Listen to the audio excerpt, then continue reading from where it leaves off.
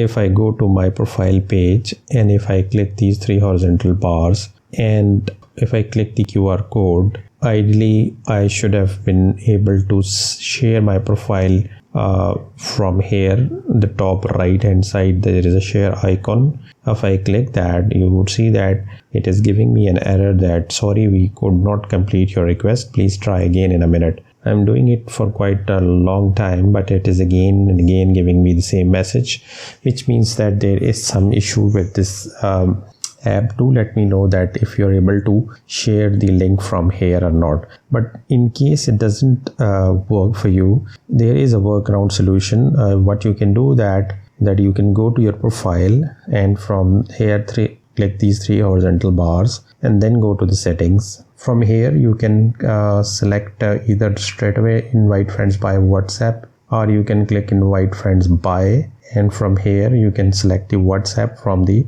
pop-up menu and you can share your link from there. If you want to know how you can archive or unarchive your posts on Instagram, you can check out this video, which would be displayed at the end screen card now. In any case, thanks for watching. Like, share and subscribe.